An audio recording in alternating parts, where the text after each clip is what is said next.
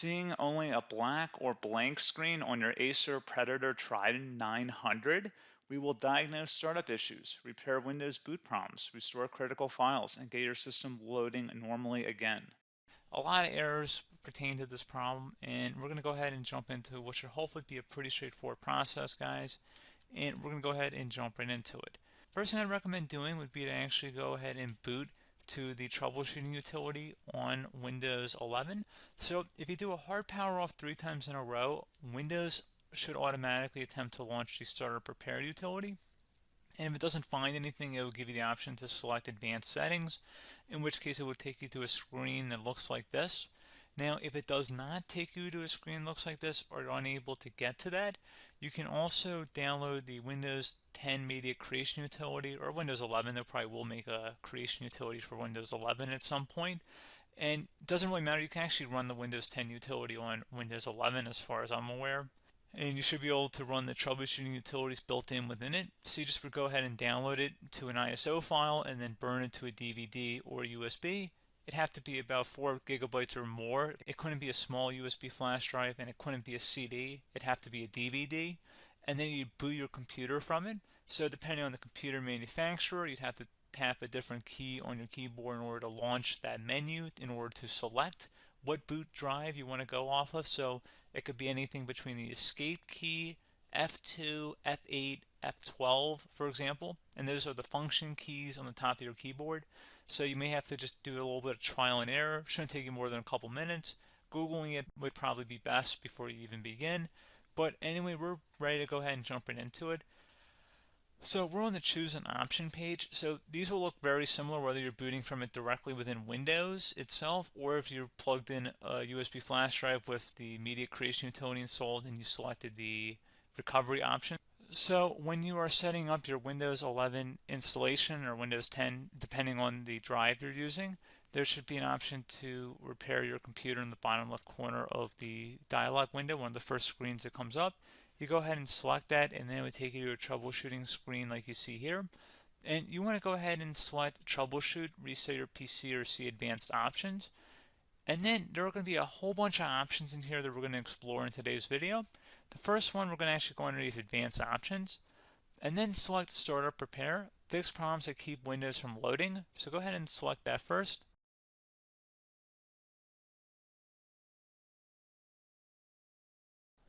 Okay, so you can see it could not repair our PC. That was our first option we could try. Something else, if we go back into advanced options here and then select troubleshoot, we're going to go underneath advanced options again. You can go ahead and actually access safe mode by selecting startup settings. And then if you select the restart button, you have the option on the screen select safe mode with networking, which will give you a key on the screen. It'll tell you which key to press to enter that. I believe it's the F7 key. It'll do that for you. I'm not going to go over that in today's tutorial because I don't really want to go into safe mode, but you're more than welcome to attempt that by going into here and then selecting restart. Again, it'll launch another screen. It'll say what key do you want to press, and it'll give you like 7 or 8 different options, and you want to select safe mode with networking. There's also an option for a command prompt too, but that's going to be something we're going to cover later in this video, and we don't even have to go through that in order to access it. So that's why I'm not going to really push for that, because unless you know exactly what's causing the problem, you probably don't need to go into safe mode. Unless you're trying to recover files, in which case then you definitely can go into safe mode, but we're trying to actually recover our computer here. So I hope that makes sense. Something else we can also try here as well would be to uninstall updates, remove recently installed quality or feature updates from Windows. So if you go ahead and select that, you can uninstall the latest quality updates, which generally is the more day-to-day updates. Feature updates are the less regularly released ones, like the big ones. I would equate it to service packs in like Windows 7 and Windows Vista and Windows XP. So larger updates that occur once or twice a year at most.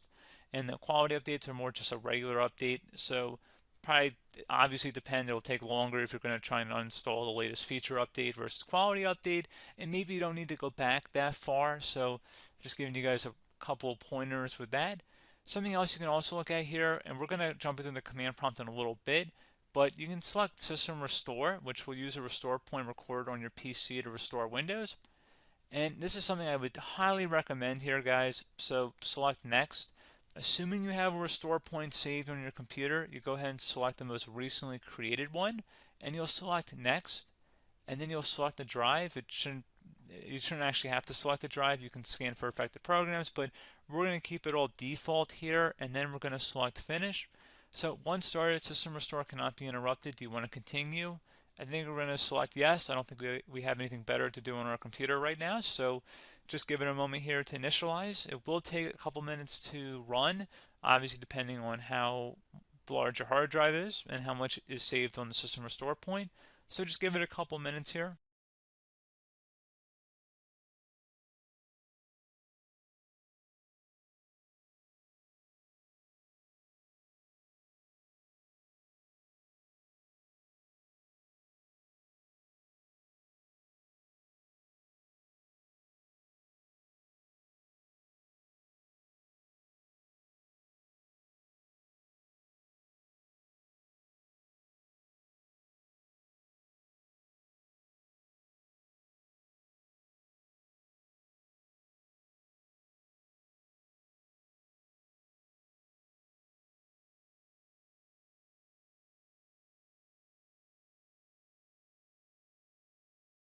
System has been restored successfully. We're going to go over a couple different methods in addition to that if that did not work. So I'm just going to pause the video and we're going to start back on the recovery screen that we started with. Okay, so a couple other things we can try here too. If you go back into troubleshoot, you can select reset your PC, while you choose to keep or remove your personal files and then reinstalls Windows. You can select to keep my files, which will remove apps and settings but keeps your personal files. You can also select remove everything, which will remove all of your personal files, apps, and settings. So this is more of a factory reset, the second option here. First option, it should not delete all of your personal files. However, it will pretty much clear most of your programs, and keep in mind, there's no guarantee that your information, number one, is even still available and easily recoverable on your computer to the point that you actually would be able to recover anything. And the second point is that there's always a chance that it won't actually recover and it will just do a factory reset anyway. So there's no guarantee that actually would keep your files anyway. So I would recommend trying to get a recovery tool and backing that up first before selecting it anyway. But again, those are a couple different options. And then something else you can try here if you go back to the choose an option. Another option, if you go underneath choose an option and select troubleshoot, advanced options, and now select where it says command prompt. Okay, so the first thing we should do is type our main hard drive here. In most cases, it should be the C drive. So you just do a C colon and then hit enter on your keyboard. So once you're underneath the C drive, we're going to type in dir and then hit enter on your keyboard. It should have program files, users, and Windows all in there. That's how you know you're in the right directory.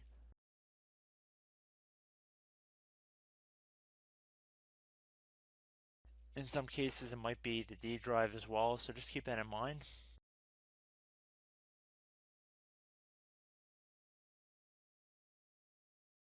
Next thing we're going to do is type in cd space / Windows / system 32 / config, and then you're going to hit enter on your keyboard.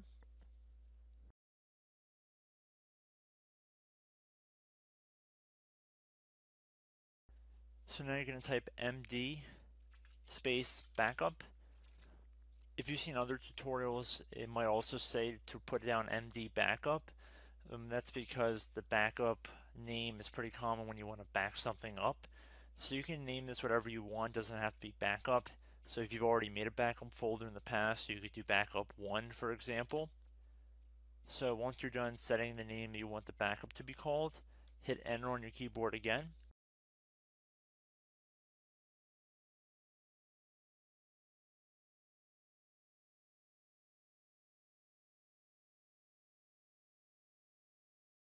At this point you want to type copy, C-O-P-Y, space, then you want to do the star symbol above the 8 key, then do a period or a dot, whatever you want to call it, then another star sign, and then another space, and then type backup, and then hit enter on your keyboard.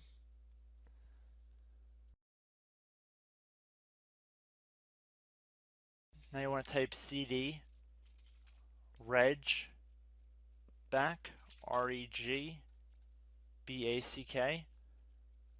and then hit enter on your keyboard. So now that we are under the reg back, so now you want to type dir again, and then hit enter.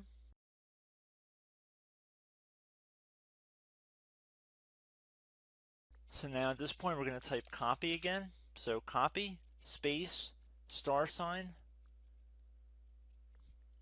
dot, another $, space, and then 2 dots. So we're going to type copy, space, $, dot, sign, $, dot, dot, and then hit enter on your keyboard again. So for overwrite, you want to overwrite all. So type A on your keyboard, so capital A, and then hit enter on your keyboard.